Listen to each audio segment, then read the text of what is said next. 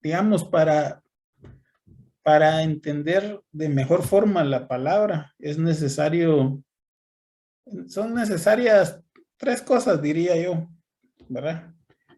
Eh, Primero, digamos, tener claridad del contexto o la razón por la que la persona que escribió digamos, el pasaje o el libro o lo que haya sido, qué era lo que él estaba tratando de transmitir, ¿verdad? Porque pues evidentemente hay una necesidad en el escribir, un mensaje que se quiere trasladar, ¿verdad? Esa quizá es, digamos, una de las cosas que nosotros debemos de tomar en cuenta. Y la segunda cosa que nosotros debemos de tomar en cuenta es, digamos que, pues lógico, ¿verdad? O sea, el momento en que se escribió es un momento que habían ciertas situaciones que estaban ocurriendo, ¿verdad? Ya vamos a ir hablando un poquito. No es que yo sea experto en todos esos temas, porque son temas, digamos, que sí requieren que nosotros hagamos un esfuerzo un poco más para ir y tratar, digamos, de averiguar. Va, y ya teniendo esos dos temas claros, en realidad son cuatro temas, ¿va? Esos dos temas claros, entonces ya nosotros, lo siguiente es, bueno, o sea, si esto fue lo que intentó decir o esto era el mensaje que quería transmitir, ¿qué extraigo yo para mi vida, verdad? Lógicamente todo esto lo hacemos bajo la cobertura del Espíritu Santo porque realmente es bien complicado, ¿verdad? Es bien complicado porque les quiero poner un ejemplo. Digamos, el hecho de que, y eso está en el Nuevo Testamento, ¿verdad? En el Nuevo Testamento venga Pablo y diga que los que tienen amos, ¿verdad? Está hablando de un tema de esclavitud. Eh, Sean fieles con sus amos, etcétera, etcétera. Cualquiera podría, digamos, pensar, ¿verdad? Ah, entonces Dios era estaba a favor de la esclavitud, ¿ah? Podría ser que de repente alguien se le ocurra una idea así, ¿va? Y definitivamente no, porque lo que ocurre en realidad es que en la medida que nosotros vamos avanzando, digamos, en el conocimiento pleno, ¿verdad? La palabra lo dice así, dice que los ministerios fueron creados para que los santos se preparen, para que sean llevados a la estatura del varón perfecto, ¿verdad? Hasta alcanzar la plenitud del conocimiento, ¿verdad? Y pues lógicamente esa plenitud del conocimiento es lo que Pablo habla sobre el amor, ¿verdad? El camino más excelente es el amor. Esa es la finalidad. O sea, digamos que eso es lo que yo logro entender, digamos, en todo el contexto general. Ahora, tal vez solo como para hacer un poco de introducción respecto al capítulo 11. En el capítulo 11, pues, digamos, en forma general, nosotros entendemos que la carta de los romanos sienta eh, las bases para llevar un mensaje de salvación a todos aquellos que no eran judíos. Pero, ¿por qué sale o por qué surge esa necesidad? Digámoslo así. Por supuesto que Pablo es el que fue enviado, pero esa voluntad de poder llevar ese mensaje al resto del mundo era algo que había preestablecido el Padre, ¿verdad? Desde el principio. Y digamos que en el contexto específico que estamos hablando de Romanos 11, pues lo que Pablo está hablando en términos generales es la salvación y de la restauración. Eso es lo que yo logro entender. Entonces, ese es el tema en el que pues ahorita vamos a ir, digamos, leyendo y vamos a ir haciendo algunos comentarios, ¿verdad? Eh, yo les pido que me acompañen a orar. Padre, te damos gracias, Señor, el tiempo que permites que nos reunamos como hijos tuyos, Señor, anhelando tu palabra, Señor, anhelando la revelación que tú tienes para cada uno de nosotros, Señor, en lo personal, para que podamos conocer de mejor forma lo que tú has establecido y las riquezas que hay ocultas en ti, Señor, y que son reveladas para tus hijos, Padre.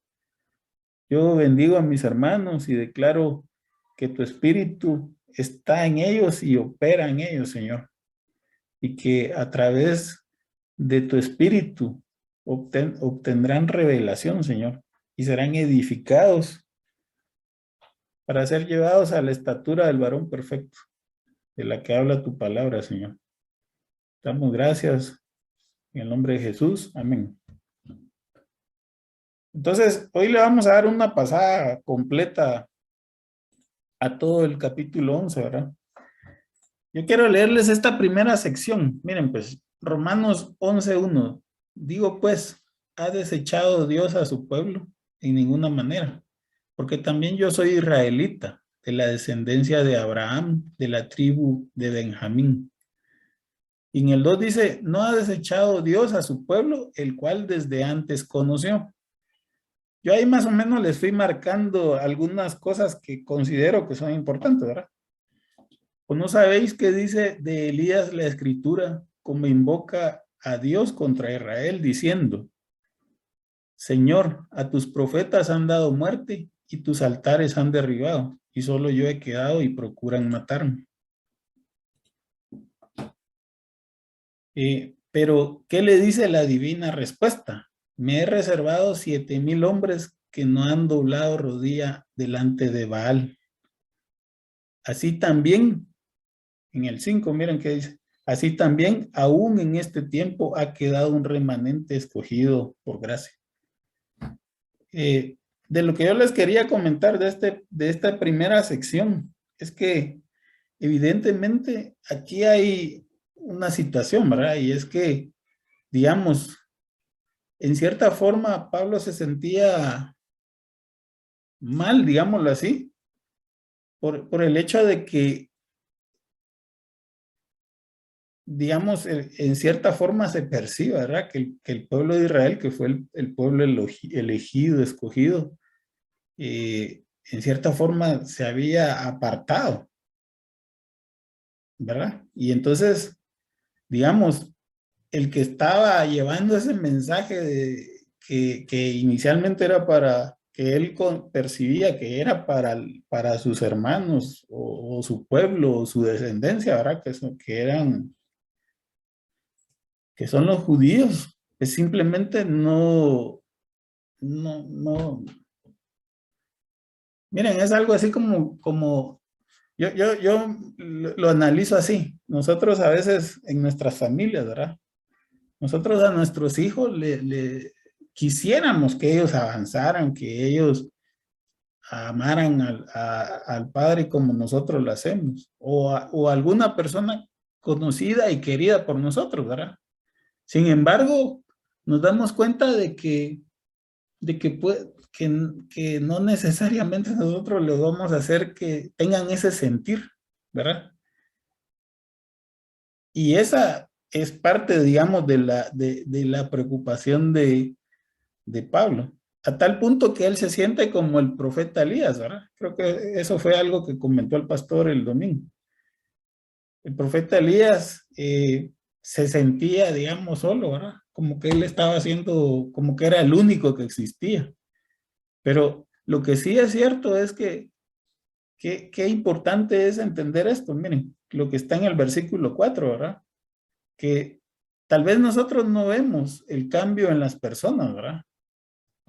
Pero sin embargo, Dios o el Padre sabe cómo está trabajando en el corazón de cada uno de ellos. Probablemente nosotros no, nuestra función en este momento debería ser simplemente seguir haciendo lo que estamos haciendo. Si nosotros estamos dando la palabra, pues sigamos dando la palabra. Si nosotros estamos orando por alguien, sigamos orando por él. Porque no vamos no es por un tema de fuerza. No sé si me estoy dando a entender, ¿verdad? No es por lo que nosotros hagamos o porque no hagamos, sino que ya el Padre escogió, ya Él decidió a quién llamó y tiene una razón y un motivo y un propósito, ¿verdad? Y pues nuestra función simplemente es seguir haciendo lo que tenemos que seguir haciendo, ¿verdad? Porque aunque no lo podamos ver o aunque nosotros nos sea difícil de imaginarnos que va a pasar algo, hay un remanente que fue, miren qué tan importante esto, ¿verdad? Que fue escogido por gracia, que fue escogido por gracia, ¿verdad? Eso es lo que yo, digamos, pues percibo de esta primera sección. Ahora vamos con la segunda sección. Romanos 11:6 dice, y si por gracia, ya no es por obras. De otra manera, la gracia ya no es gracia. Y si por obras, ya no es gracia. De otra manera, la obra ya no es obra. En el 11:7 dice, ¿qué pues? Lo que buscaba Israel no lo ha alcanzado, pero los escogidos sí lo han alcanzado y los demás fueron endurecidos. Romanos 11:8 dice, porque como está escrito, Dios les dio espíritu de estupor, ojos que no vean y oídos con que no oigan hasta el día de hoy. Romanos 11:9. Y David dice, se ha vuelto su convite en trampa y en red, en tropezadero y en retribución. Se han oscurecido sus ojos para que no vean y agóbiales la espalda para siempre.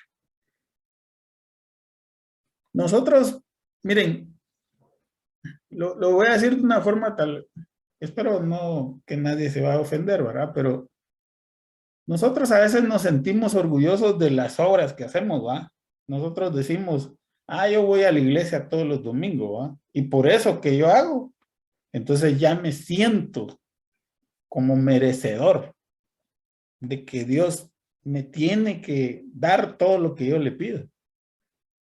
O porque soy hijo de un pastor, ¿verdad? O estaba oyendo un argumento que me pareció que era bastante tonto, ¿va? Pero decían, por decir algo, decía la persona que estaba hablando ahí, ¿por qué, digamos, nosotros como iglesia, porque estaba hablando un católico, ¿va? Nosotros como iglesia católica sí tenemos una sucursal o una iglesia en Jerusalén? En otras palabras, si su congregación, no sé qué, no tiene una iglesia ahí, entonces, o sea, ¿cómo va a estar representada? ¿Va? O sea, en otras palabras, están apelando a un tema de tradición, a un tema de porque nosotros tenemos más historia que cualquier otro, porque de nosotros salieron los evangélicos. Y sí tiene razón, déjenme decirles. Nosotros como iglesia somos hija o en realidad somos hijos de la iglesia católica, ¿verdad? Pero de acuerdo con lo que hemos estudiado en la palabra, no es la tradición la que nos hace hijos del Padre. Yo no sé si usted se acuerda. No es las obras que nosotros hagamos, no es lo que no hagamos.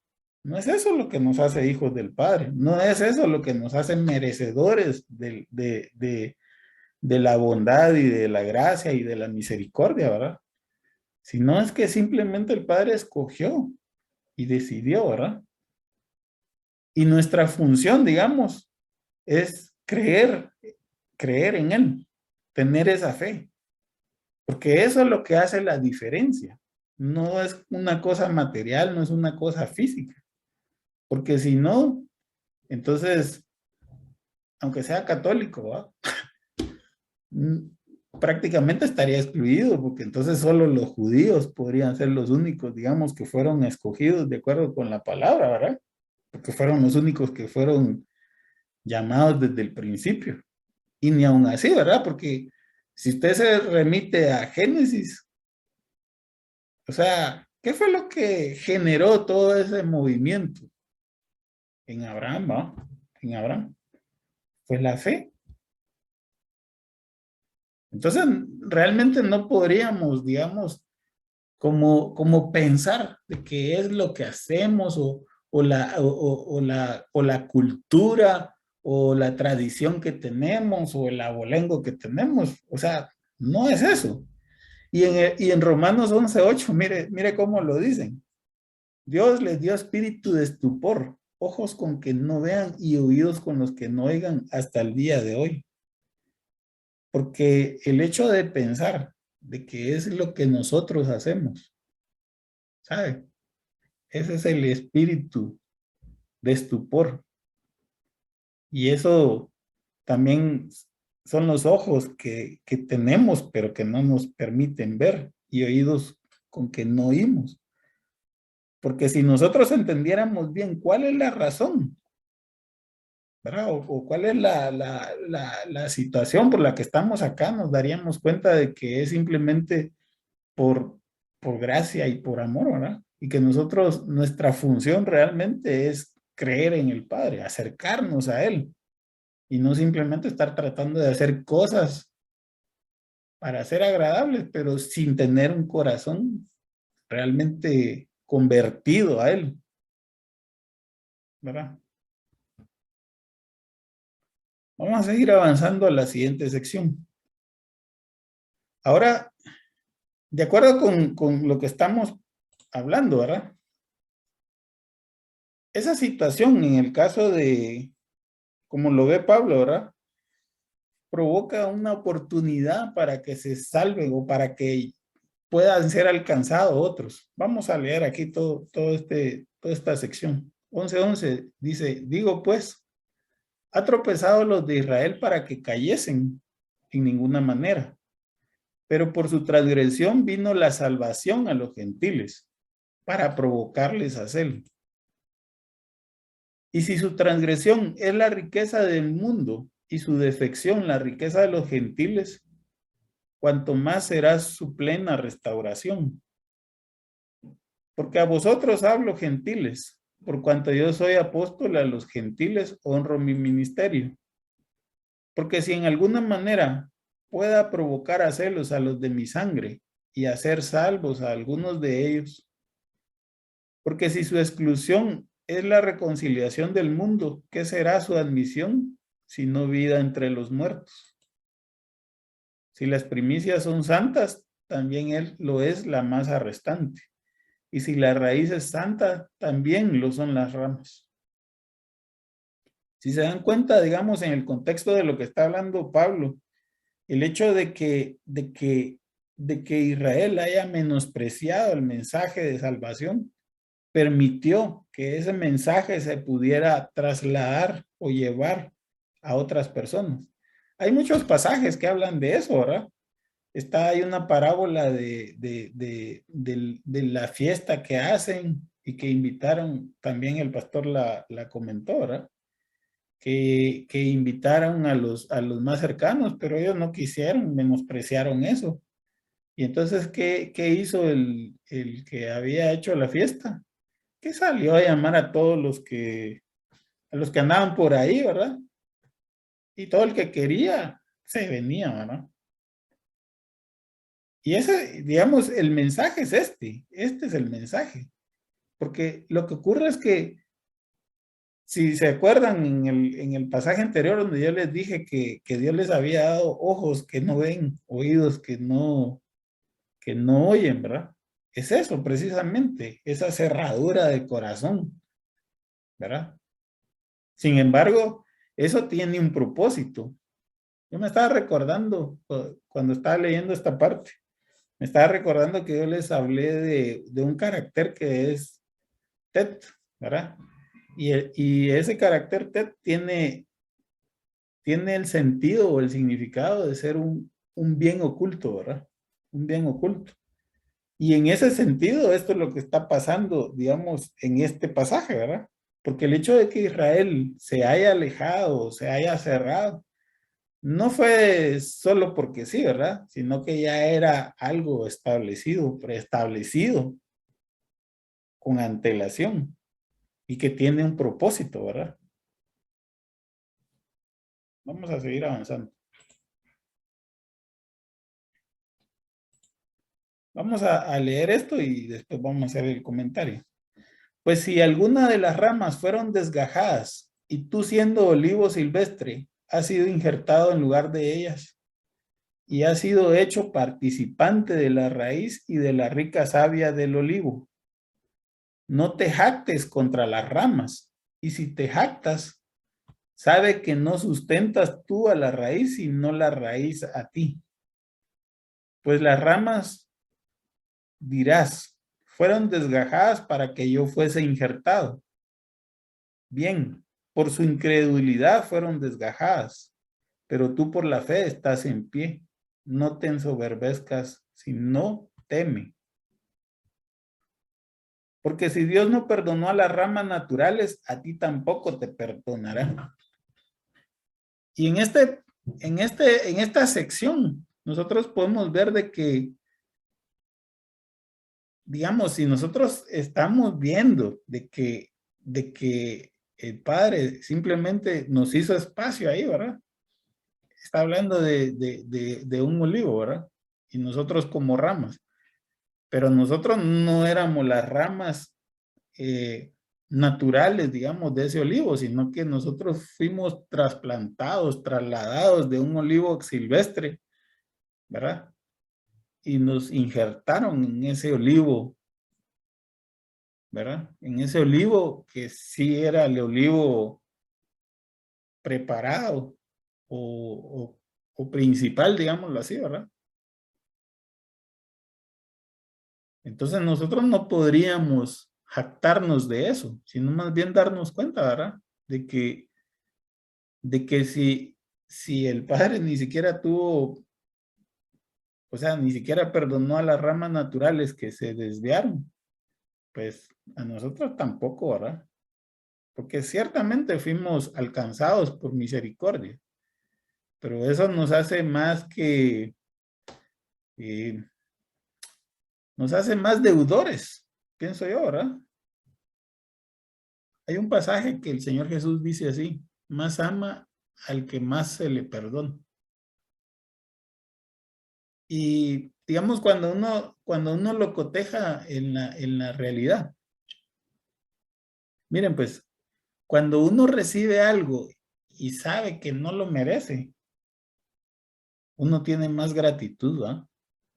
Que cuando uno hace algo o está haciendo algo, entonces uno dice, no, eso es obligatorio que me lo den, ¿verdad? Porque eso es lo que yo estaba haciendo.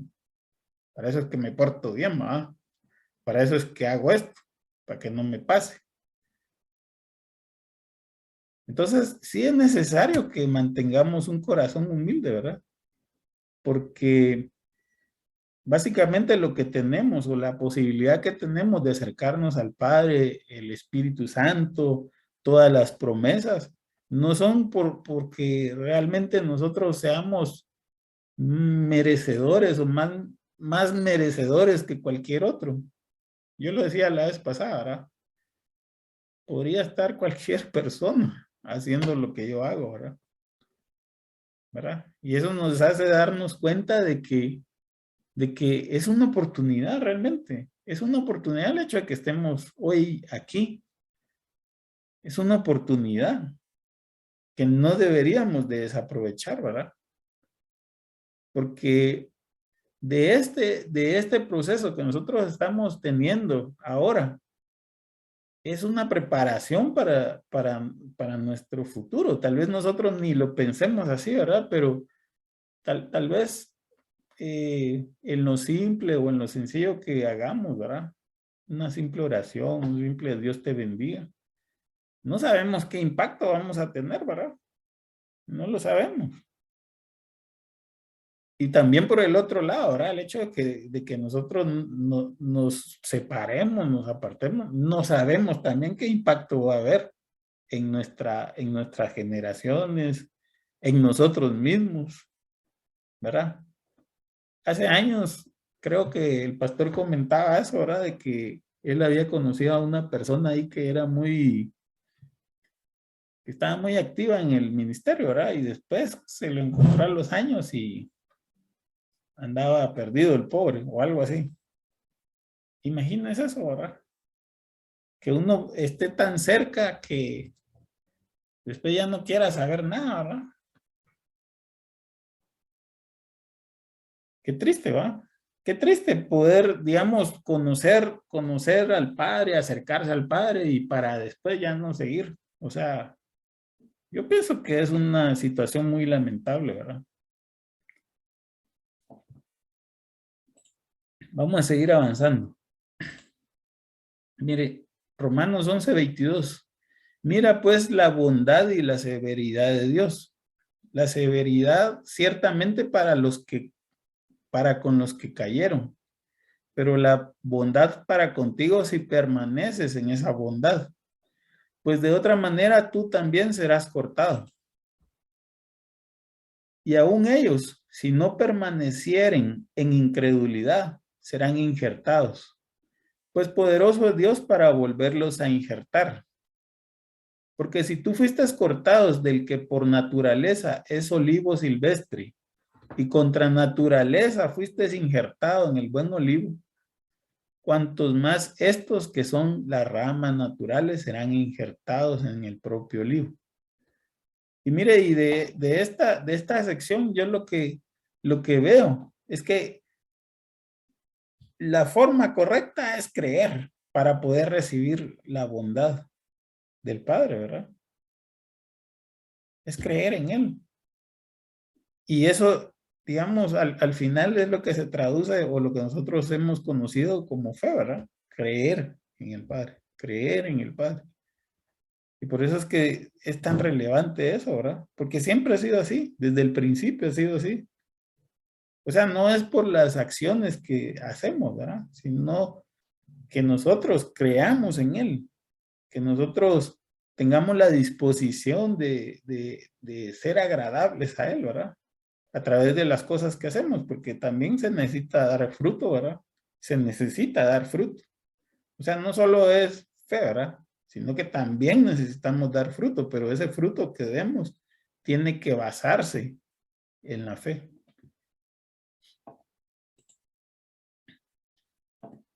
Hay una sección acá que les quiero leer que habla del misterio de los olivos, ¿verdad? Romanos 11:25, porque no quiero, hermanos, que ignoréis este misterio, para que no seáis arrogantes en cuanto a vosotros mismos, que ha acontecido a Israel endurecimiento en parte, hasta que haya entrado la plenitud de los gentiles. Y luego todo Israel será salvo, como está escrito, vendrá de Sión el libertador, que apartará de Jacob la impiedad. Y este será mi pacto con ellos cuando yo quite sus pecados. Así que en cuanto al evangelio, son enemigos por causa de vosotros, pero en cuanto a elección, son amados por causa de los padres, porque irrevocables son los dones y el llamamiento de Dios. Pues como vosotros también en otro tiempo erais desobedientes a Dios, pero ahora habéis alcanzado misericordia por la desobediencia de ellos. Así también estos ahora han sido desobedientes, para que por la misericordia concedida a vosotros, ellos también alcancen misericordia. Hay en Apocalipsis se habla de los dos olivos. Y los dos olivos, de acuerdo con ese pasaje, lo estoy parafraseando, ¿verdad? Porque no tengo las citas bíblicas. Eh, de acuerdo con ese pasaje, dice que, que botan aceite, que es precioso para el Padre, ¿verdad? Y ese aceite son las oraciones, ¿verdad? Y nos damos cuenta de qué se trata. Esto es lo que Pablo está explicando acá, ¿verdad? Ese misterio que existe. Y es que, digamos, no es que Israel, en este contexto, ¿verdad? se vaya a perder, sino que simplemente van a alcanzar misericordia, ¿verdad? A través de la misericordia que nos fue concedida a nosotros, que no somos el olivo, el buen olivo, digámoslo así, ¿verdad? Más bien somos el olivo silvestre.